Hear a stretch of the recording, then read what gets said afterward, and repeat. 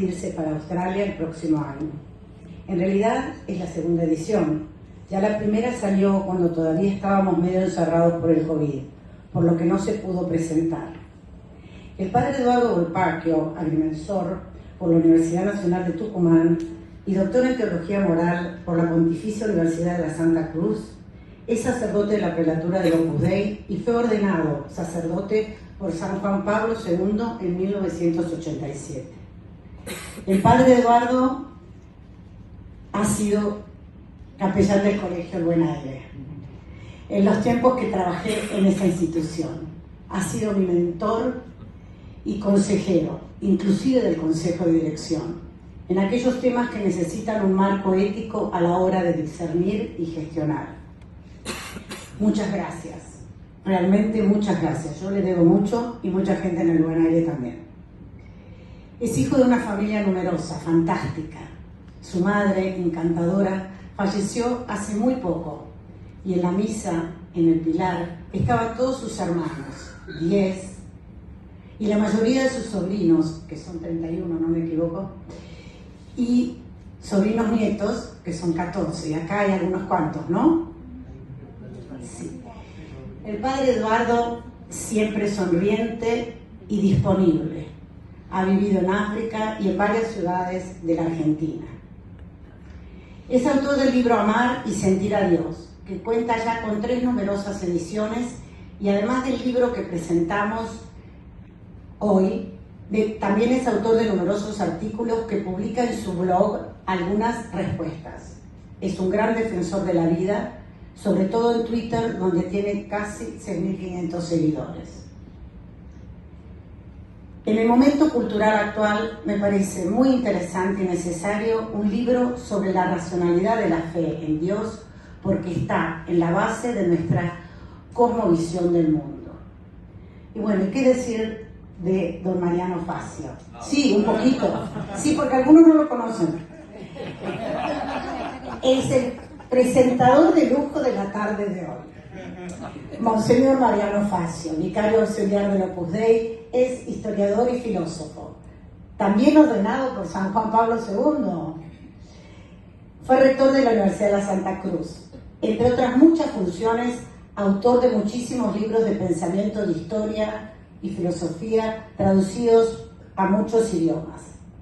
Dentro de su vastísima actividad como conferenciante, ha venido al Colegio El Buen Aire cuando fue vicario en la Argentina. Siempre con disponibilidad generosa. Tengo una anécdota personal que les quiero compartir. Un día le pregunté: padre, ¿alguna vez dice que no?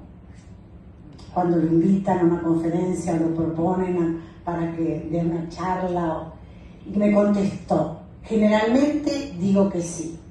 Solamente digo que no puedo cuando es absolutamente imposible. Aunque me consta y nos consta que pone todos los medios para estar, como hoy. Así que muchísimas gracias, y a continuación entonces nos quedamos con el padre Eduardo y el padre Mariano, y espero que disfruten muchísimo. Bueno, buenas tardes a todos. Gracias, Pera, por la presentación tan buena del padre Eduardo. Y te perdono todo lo que dijiste sobre mí. Muy bien.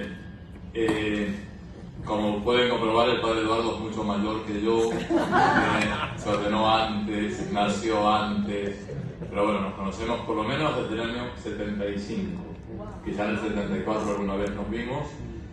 Y cuando me pidió presentar el libro, dije que sí, por cariño al padre Eduardo, pero también porque el tema del libro es absolutamente fundamental en los momentos en los que estamos viviendo. Yo me he dedicado un poco a estudiar el pensamiento del cardenal Ratzinger y después del Papa Benedicto XVI, y quizá el tema central de su pensamiento y de su pontificado es la relación entre la fe y la razón. Y se podría decir que el pontificado de Benedicto XVI es como un comentario, es una simplificación lo que voy a decir, un comentario a la encíclica de Juan Pablo II, Fides et Ratio, la fe y la razón, significa Fides et Ratio. Empieza San Juan Pablo II, que nos ha ordenado a los dos, diciendo que el alma tiene dos alas para volar hacia la verdad, que son la fe y la razón. Como nunca me gusta presentar un libro que no haya leído, me lo leí entero. Y no para quedar bien ante el público o ante la familia Volpacchio, pero he de decir que me ha encantado. He estado haciendo la lectura espiritual con este libro, que me viene bien porque me lo pasó en digital, no sé si Logos permite estas cosas, pero bueno. Y yo estoy unos días simplemente en Argentina, y realmente es una actividad tras otra, con lo cual poder hacer la lectura espiritual desde el teléfono con un libro apasionante, le agradezco mucho al autor. En primer lugar, felicitaciones por la elección del tema. El tema, como lo dicen muchas páginas, es absolutamente fundamental. Es elegir. Hay una película que se llama Elegir creer, ¿no? Está Muchachos y Elegir creer, las dos películas sobre el Mundial, que todavía no he visto. Entonces, está muy claro lo de elegir creer. Es la gran disyuntiva que tenemos en nuestra vida si nos abrimos a la fe en Dios, primero desde un punto de vista racional, después como don de Dios, o si nos mantenemos en la increencia. En un capítulo muy interesante, el padre Eduardo se pregunta un motor inmóvil, etc. Lo presenta de una manera muy sencilla, y a su vez, junto a esto, Santo Tomás de Aquino presenta, yo diría, a San Agustín, es decir, una prueba de la existencia de Dios, prueba entre comillas, porque no es del todo, como diría, definitiva, pero nos hace inclinar por abrirnos a la existencia de Dios, son las ansias, los anhelos del corazón humano. Decíamos, estamos hechos para amar, para contemplar la belleza, para el bien. Ahí se enumera una serie de motivos por los cuales es muy razonable creer. Va de acuerdo con la naturaleza humana. Por ejemplo, los deseos de vivir eternamente. No de vivir eternamente en este mundo. El padre Eduardo cita con mucha frecuencia la encíclica Spe Salvi de Benedicto XVI, y allí dice que la esperanza es vivir eternamente, pero no en esta vida, con estas circunstancias, porque eternamente vivir con inflación, con tráfico endemoniado, con tantas cosas que nos cansan, y eso para toda la eternidad sería una cosa trágica. Pero es lógico y es algo natural, es algo que nos pide el corazón humano, es decir, yo no quiero morirme definitivamente, después de esta vida tiene que haber algo. O los deseos de infinitud. Todos habremos notado tantas veces, tenemos una gran ilusión de ir a una fiesta, ir a una reunión familiar, ver una película, etc. Grandes expectativas, y vivimos aquello y decimos, bien, estuvo bien, pero no fue para tanto. Yo me esperaba más. Nos quedamos siempre con ansias de más. Y entonces ese anhelo del corazón humano de tener todas las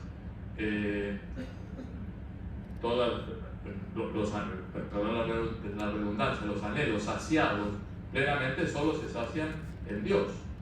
Y toda una serie de inclinaciones del alma humana que nos hacen pensar, Dios no puede ser un Dios cruel que nos pone estos deseos de infinitud, de eternidad, de un bien sin mezcla de mal alguno, y luego resulta que no lo vamos a alcanzar. Si tenemos esta inclinación natural, lo lógico es pensar que es Dios quien ha puesto estas inclinaciones y que Él mismo nos va a saciar. Y es lo que decía San Agustín, porque en el libro Las Confesiones de San Agustín, que es una maravilla, empieza con esa frase citada por todo el mundo, nos hiciste, Señor, para ti, y nuestro corazón está inquieto hasta que descanse en ti. Durante muchos siglos prevaleció la posición más tomista, más racionalista es negativo, más racional, o sea, demostraciones de la existencia de Dios. Hoy en día me parece que es mucho más, va más en sintonía con la sensibilidad contemporánea, el camino más antropológico, el corazón humano que tiene estos anhelos de infinitud y que solo se sacian en Dios. Nos hiciste, Señor, para ti, y nuestro corazón está inquieto, no está bien, no se encuentra a las mil maravillas, sino solo en ti, solo en Dios. Y no es que opte por una o por la otra, sino que nos muestra tantos caminos para llegar a Dios.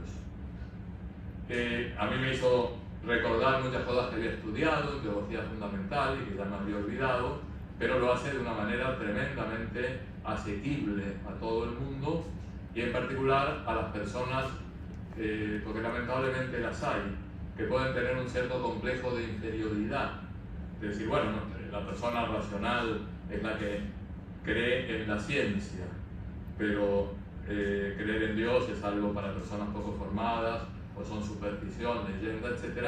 Quien tenga esa tendencia, sí yo creo, pero no me animo a decirlo, puede estar orgullosa de haber hecho racionalmente una opción absolutamente razonable, y por otro lado de haber recibido el don de la fe, porque está también muy bien presentado en el libro, como por un lado podemos acceder a Dios a través de la razón, pero sobre todo hemos de abrir nuestro corazón para recibir el don de la fe. Y por otro lado se describe muy bien la figura del no creyente. Dice, hay un título que creo que es Todos creemos. El que no cree en Dios también cree que no cree en Dios, pero es una decisión que ha tomado él. Y el que cree en Dios, pero hay muchísimos más motivos para creer en Dios que los motivos que pueda tener el que ha decidido no creer. Y por otro lado, como necesitamos tener fe en algo, creo que está la cita textual, una idea genial de Chesterton, que dice, cuando la gente no deja de creer en Dios, comienza a creer en cualquier cosa. Y vemos hoy cuántas personas creen en las cartas, en el tarot, en el horóscopo, en una serie de cosas totalmente irracionales, pero en cambio no se abre a la fe en Dios. Por eso yo recomiendo vivísimamente la lectura del libro, que lo compren, que no lo haya comprado, se vende afuera. No puedo hacer propaganda porque es el libro de Eduardo, y estoy seguro que hará un gran bien. Y lo último que quería decir, tema fundamental, estilo ágil, una visión muy amplia de toda esta temática, y también se ve una gran experiencia pastoral. O sea, no es el típico profesor de teología encerrado en su torre de marfil. No critico a los profesores de teología, que son absolutamente necesarios para la vida de la iglesia, pero qué importante es además tener una experiencia pastoral, porque si no nos quedamos un poco en una teoría, en unas ideas bonitas, fantásticas, pero hay que llegar al corazón de las personas. Y hay continuamente anécdotas, experiencias, sobre todo de trato con jóvenes, con lo cual creo que eso le da un plus, enriquece mucho el libro. Con lo cual, muchas gracias por haberme invitado, porque me has hecho leer un libro fantástico que me ha hecho mucho bien.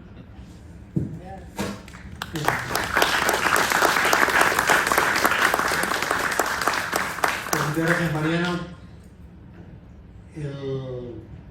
Hemos compartido muchas cosas.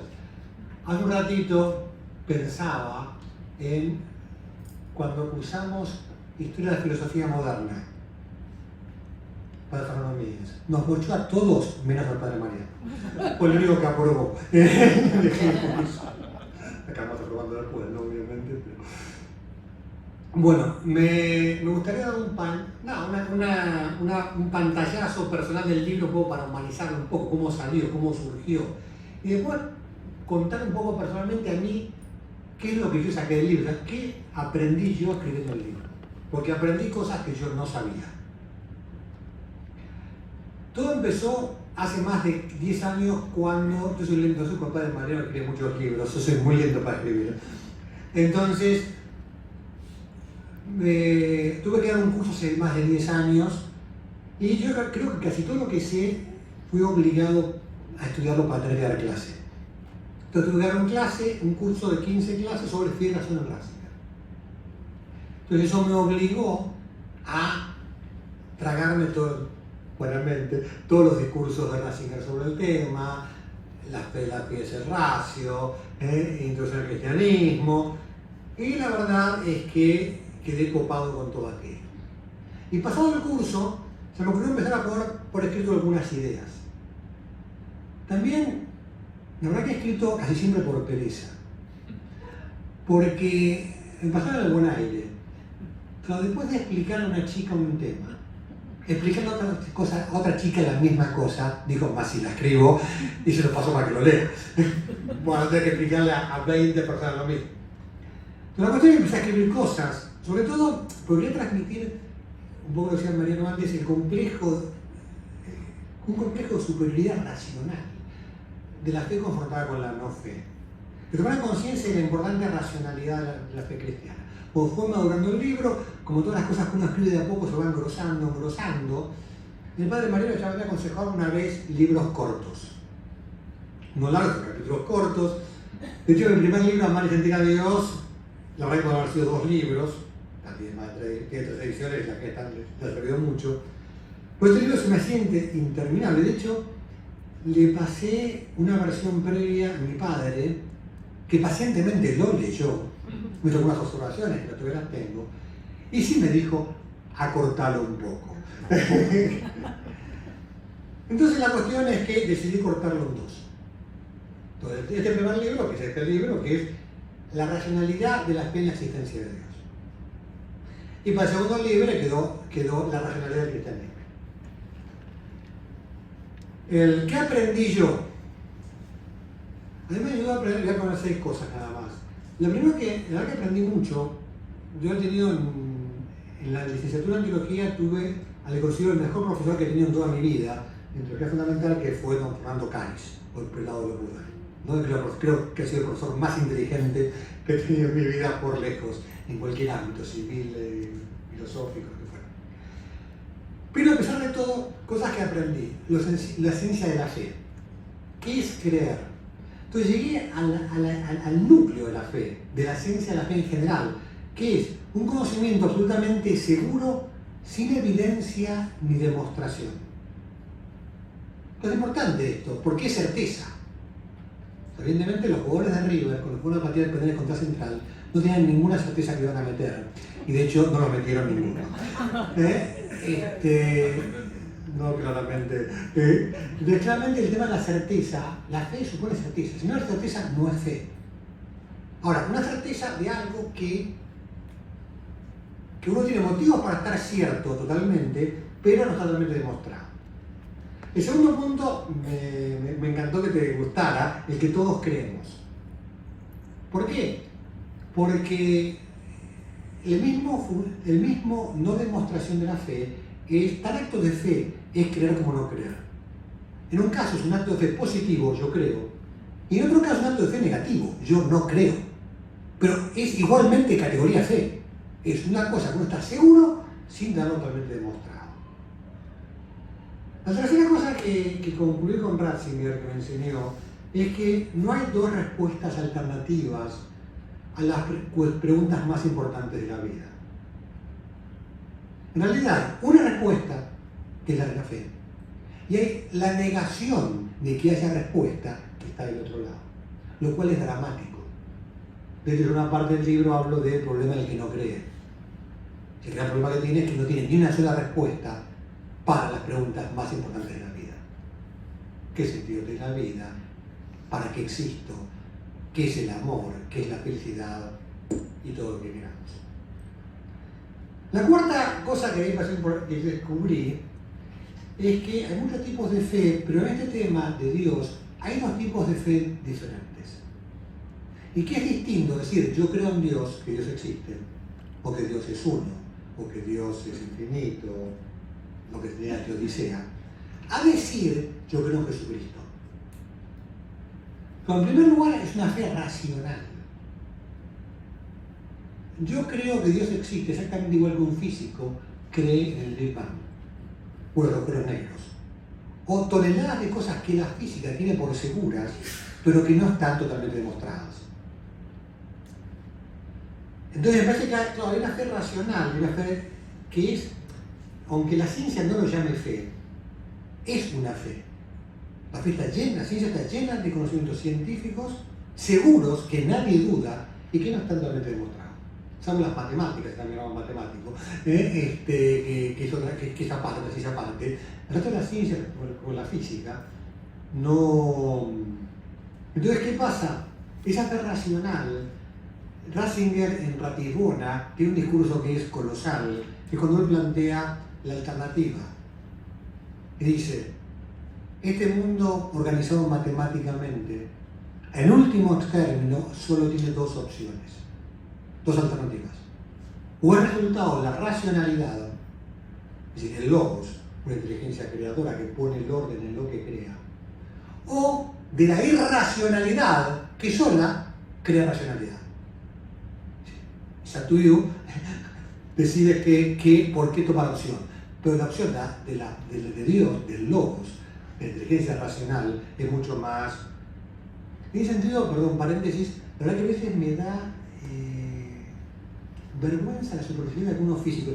Ayer salió en un artículo de un físico que dicen que va a ser premio Nobel, argentino, que le acaban de dar, un astrónomo, le acaban de dar el doctor honoris causa de la Universidad Nacional de Córdoba. El tipo comienza el reportaje diciendo, yo no sé si Dios existe, pero si existe, puso el orden que nosotros los científicos estudiamos y después se fue. Sí, fueron cachetos. No me puedo decir que sos un científico y hablar con plena superioridad de la trascendencia. O sea, no poner un cachito de seriedad, no seas caradura. Porque si vos podés estudiar el mundo operado matemáticamente, es porque alguien ha puesto esa racionalidad en las cosas. Pero en fin, sigamos. Entonces, por eso, con los dos tipos de fe, yo no creo que Dios exista en ese sentido, yo sé que Dios existe. Yo no creo que Dios existe por la Biblia. Yo sé que Dios existe porque el mundo no cierra sin Dios, racionalmente. Creo en Jesucristo por la revelación y la gracia que me ayuda a creer y un montón de cosas. Bueno, la quinta cosa, la fe es una decisión personal, es libre. Y como decíamos en el Mundial, elijo creer. Bueno, es que elijo creer. ¿Por qué?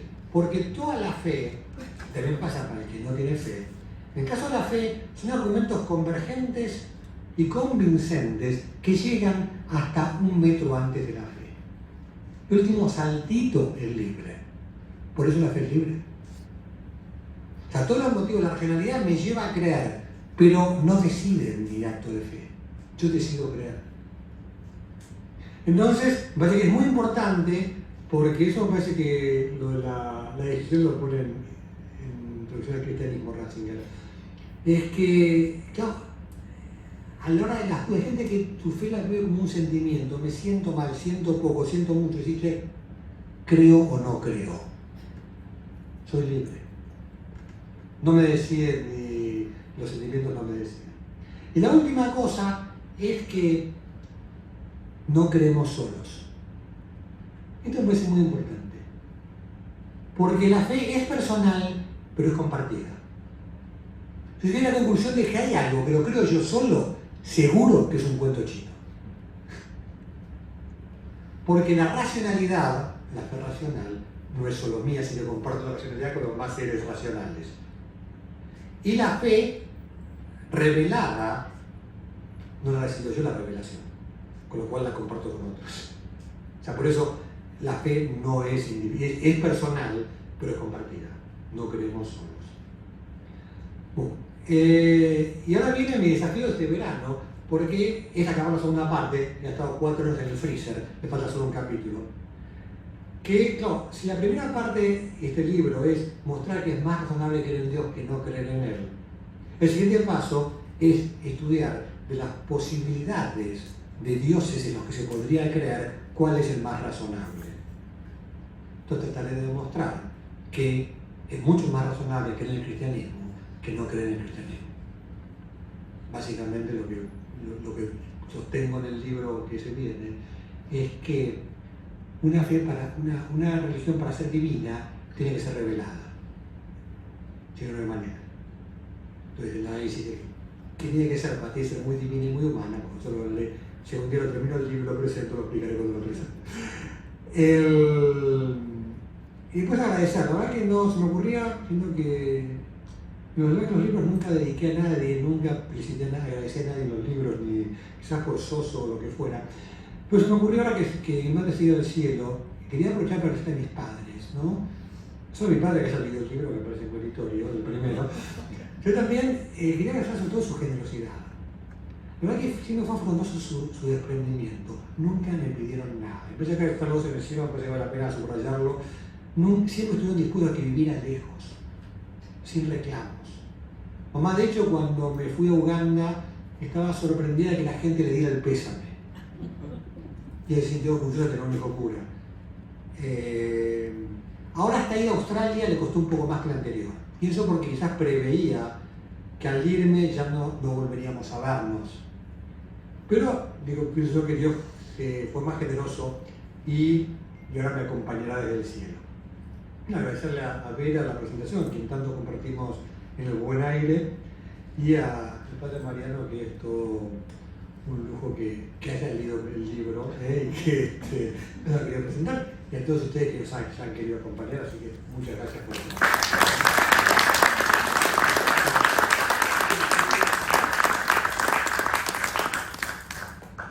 A lo mejor hay alguna pregunta o comentario del público.